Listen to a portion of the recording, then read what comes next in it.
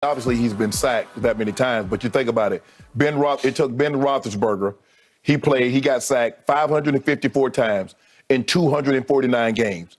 Tom Brady has now been sacked 556 times in 326 games. So it's taken him 5 more years to be sacked twice more than Ben Roethlisberger. Yet he's still been sacked more than any quarterback in the history of your game. So let me ask you a question. If Ben Roethlisberger would have made it to year 23, how many times? He'd have got sacked over 700 times. But he didn't make it. There it is. Yeah, but Tom still went down that many times, more times than anybody. You've called him a softy, Skip, protected by the refs. Over a period of time, Skip, you know he gets up. Last night he got sacked. The first thing he do, he wheeled around, look at the ref.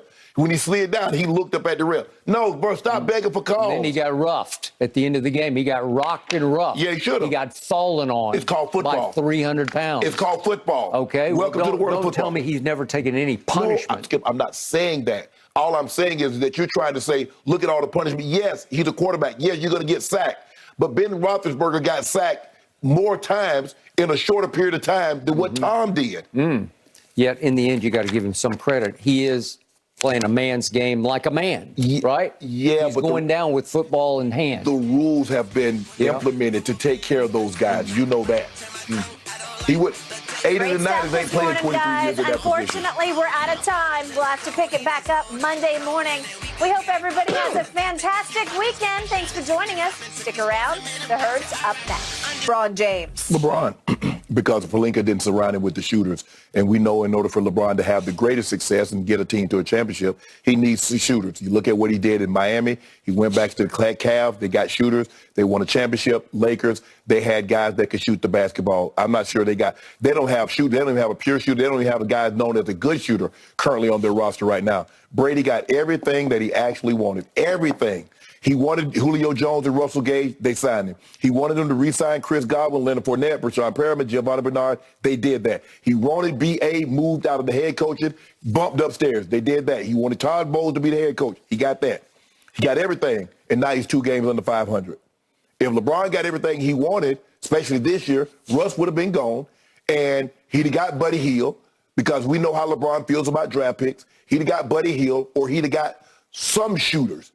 Probably would have resigned Malik Monk, because Malik Monk played very good, very well. Of all the role players, Malik Monk was the best for the Lakers last year. I think we saw that, and that didn't happen. So for me, I don't even really think it's close. Brady's playing awful. Through 8 games, he's posted career low in points, 18. Brady has 9 touchdowns. 6 have come when the Bucs were behind. 4 have come from the Bucs were behind in the fourth quarter, and 1 came last night with 49 seconds. Boy, if they ain't the empty calories, I don't know what is. Yet if they'd scored the 2-point conversion and got the onside, all of a sudden, Think about what you just said. If they did all that. It's not all that. It's just one thing. They still was behind.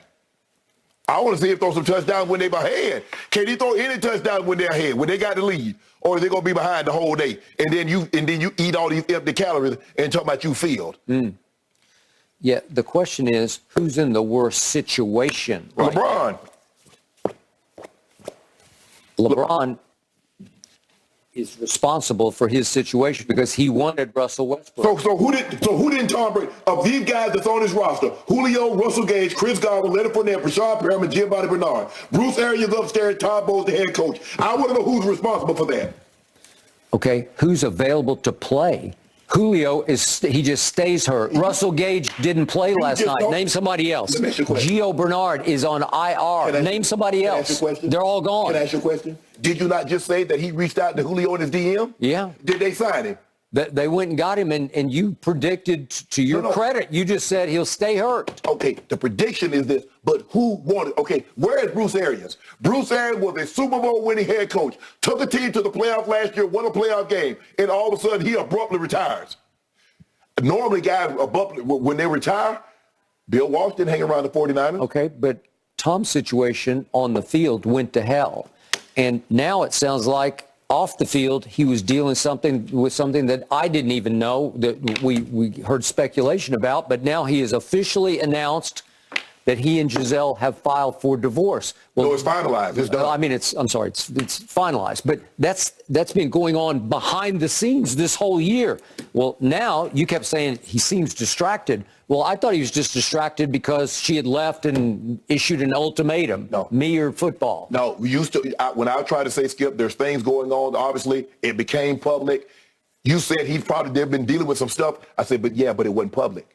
I said, this is a different animal that he's dealing with right now. That man, and I don't have a problem with him being distracted. You're damn right I'd be distracted. My wife and I are separating, and I understand that a lot of people go through this, but I'm not a lot of people. This is me. This is I don't know how they dealt with it. I don't know what caused them to go their separate ways, but I'm dealing with it right now. And I got 2 young kids, and I'm in the middle of a season. Okay, so it's, to your point, finalized. That means they had to split a whole lot of money. Yeah, and property. And all kinds of... You got visitation. And all that stuff is going on. Yeah. All that had to get done.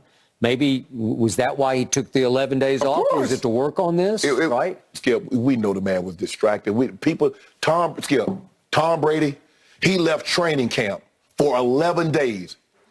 Tom Brady had missed 11 practices in 23 years in training camp. Okay, well, that wasn't to fix it. That was to end it. Maybe to fix it. Maybe it was beyond repair. I don't know. Like I said, from what I keep hearing, this has been going on with her for 5 years, so it's not a new problem. Well, I think the thing is, Skip, is that Tom had made some assurances to her.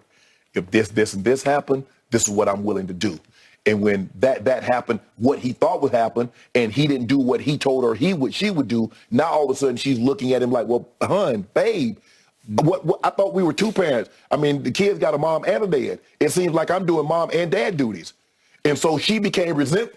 I told Skip, if we're not careful, when you make promises to people and then you forego those promises, the person will start to resent you and what you do.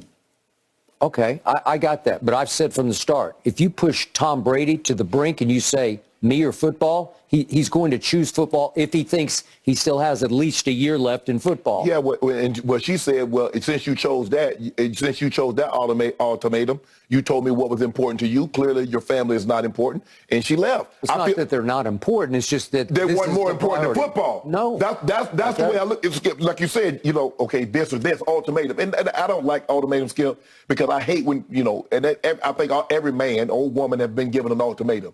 When you give me an ultimatum, you say, Shannon, do this or that, I'm always going to do that. Okay. But I'm not talking about the emotional grind that he's been through. Oh, yeah. I'm talking about just the focus required to finalize a divorce. Skip. With all that hanging in the balance. Skip, we can see how the man, Skip, he's on edge. Skip, you can't be upset every play. Yeah. He's exacerbated. Yes, he's exacerbated. He's like, oh, my God, what are we doing?